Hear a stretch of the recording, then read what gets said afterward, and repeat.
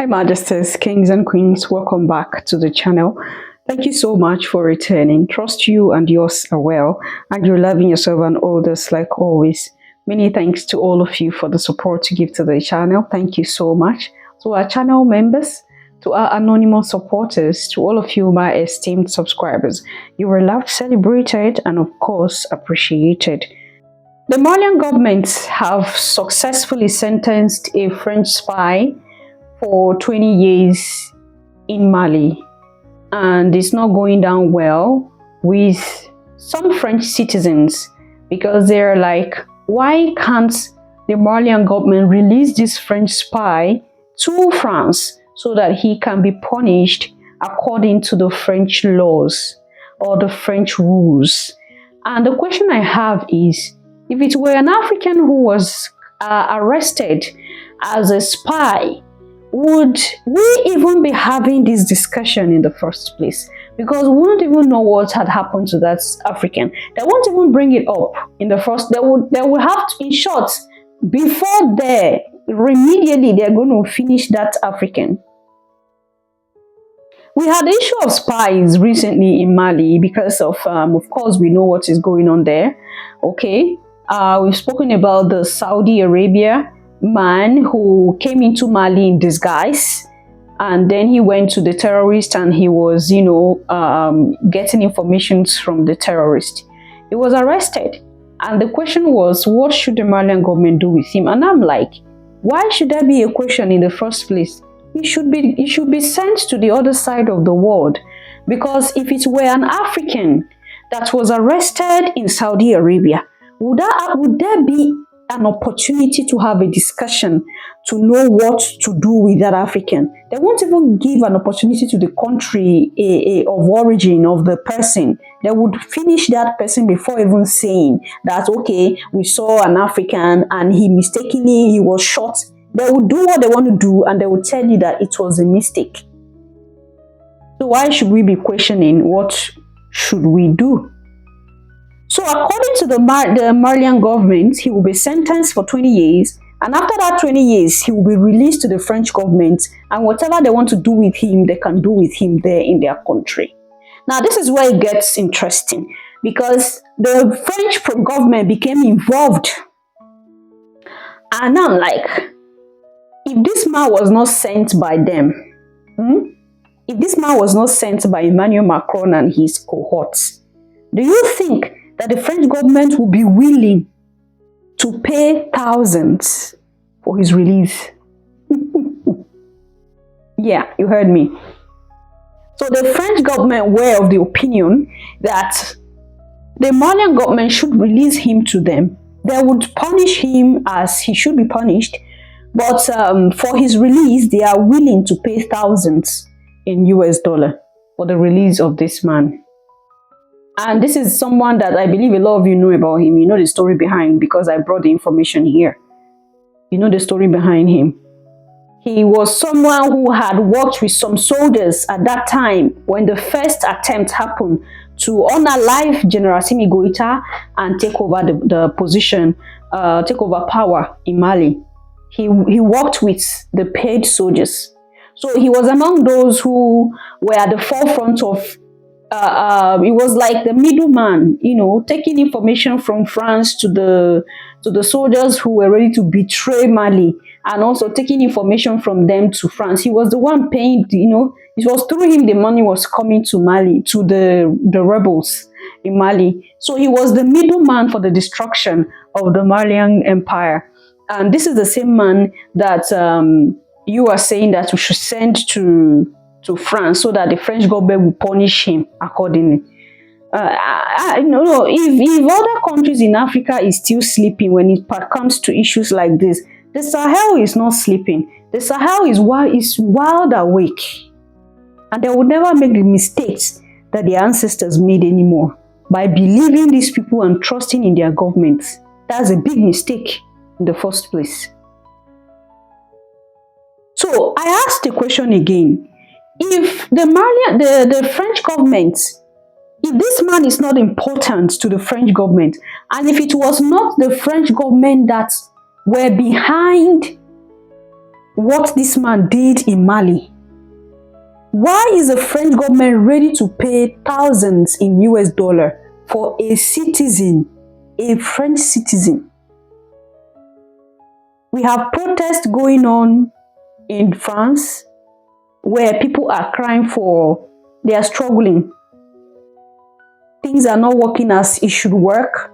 People go to the street to protest. After Niger cut off uranium, a lot of hardship, people began to suffer. Okay? And then we have the French government ready to throw away that kind of money for just a citizen. If nothing is fishy. French citizen has been sentenced to 20 years in Mali, and prosecutors in Bamako argue for the fact that France want to take this man so that they can lock him up in jail in France. And the government of Mali under Assimi Goïta says, no, we are not going to do that. This is a new government and we are going to treat your citizens the way you treat our citizens. What does that mean? African citizens who committed crimes in France, they don't send them back to Africa, but they lock them up in France till their times are finished. Then they could either deport them back or they could release them back to the society, depending on what their crimes are. Now, according to the prosecutors in Bamako, for the fact that now there is a new government in Bamako which always put the interests of the African people first and the government of Bamako or Mali as a whole, which means that this French citizen, they are going to lock him up for the next 20 years in prison for trying to destabilize the country. Besides that also, he has to pay 3,600,000 CFA as a fine for trying to destabilize the country. And also, after his prison sentence, which means he will spend next 20 years in prison, after his prison sentence, the prosecutors also say that he cannot go back to Mali for the next 20 years, which means that 20 years in prison, then they will deport him back to France. From there on, he cannot come back to Mali for the next 20 years because of the crimes he committed. This man was arrested together with other soldiers that were trying to destabilize the country, and that is why yesterday his verdict came out. They say that they are going to lock him up in Bamako in Mali for the next 20 years. After his 20 years, they will deport him back, just like the way France also locked up the Africans that committed crimes in France.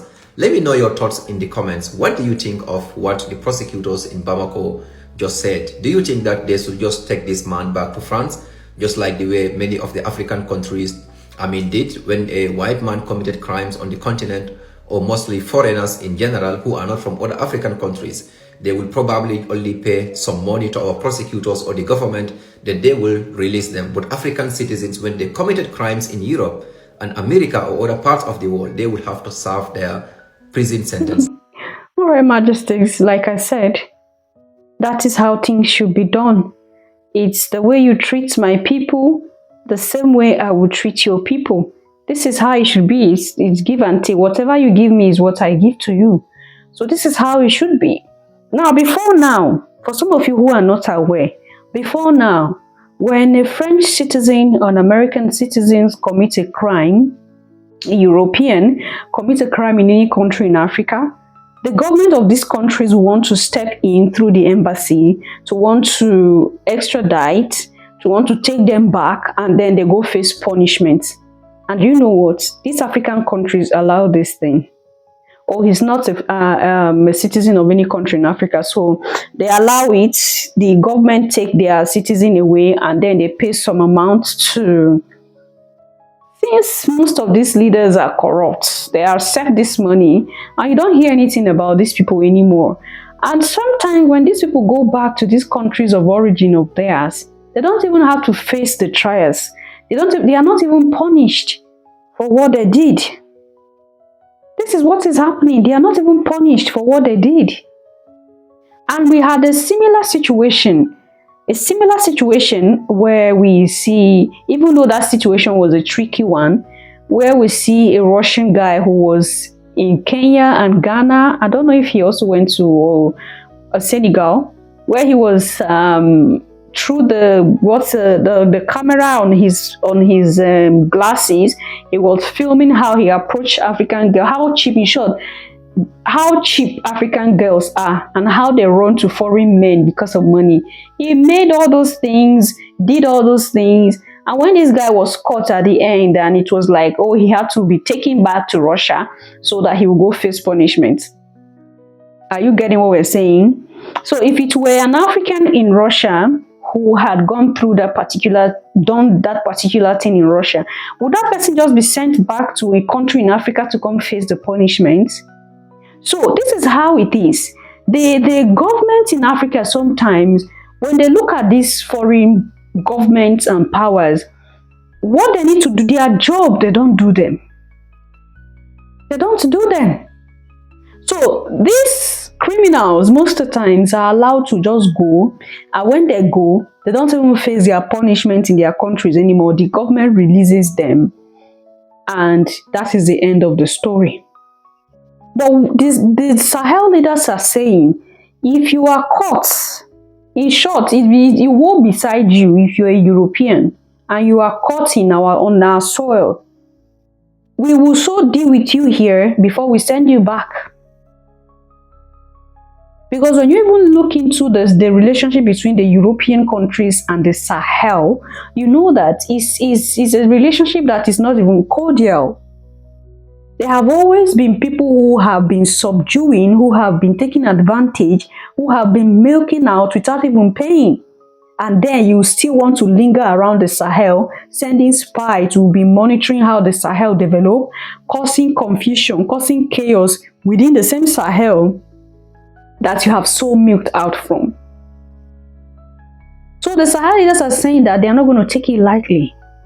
Now, the interesting part of this situation is what I told you earlier. Why Macron is so interested in this spy. Why Macron, okay, let's say citizen now. Why Macron is so interested in this citizen of his, that he's ready to pay huge amounts so that this very man not be sentenced but be sent back. But he got the shock of his life when Abdramani said, Assimi Goita said no, he will be sentenced, and it was finalized. He was sentenced for 20 years in Mali before he will be sent back to Macron.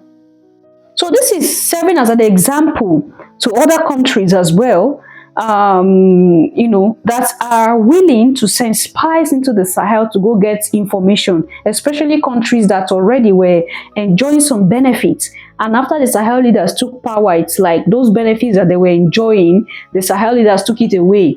Okay? That's why you see the situation of Saudi Arabia wanting to take advantage of the recent crisis in Mali so that they can have a way to come back into Mali.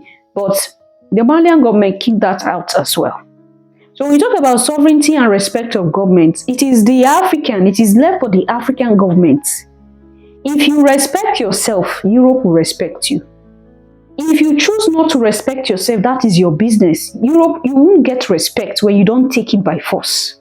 So the Sahel leaders are taking respect by force.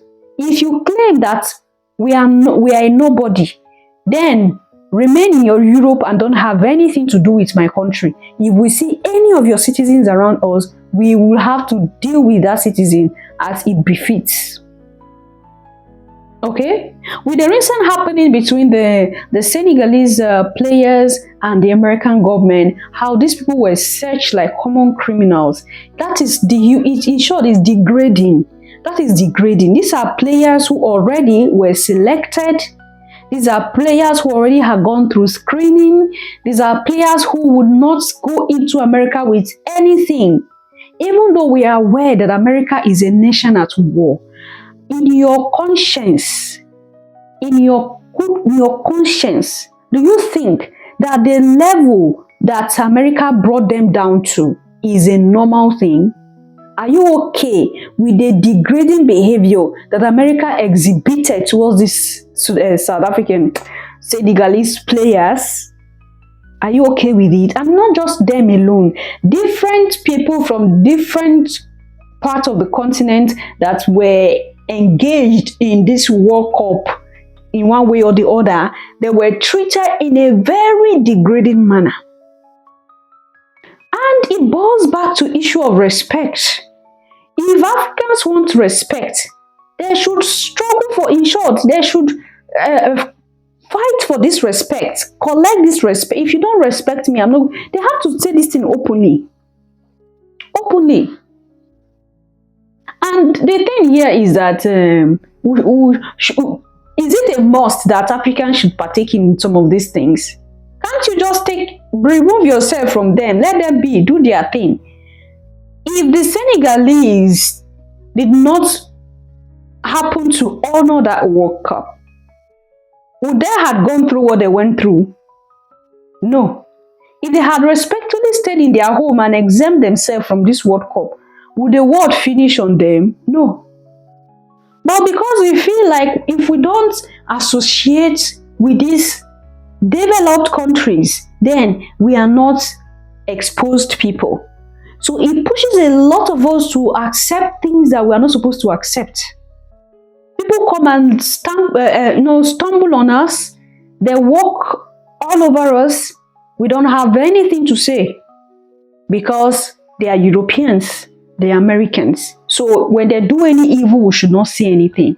And this is the reason why some of us will begin to act, to feel, we feel angry whenever we talk against the behavior of the American government towards African countries. Some of you get pissed.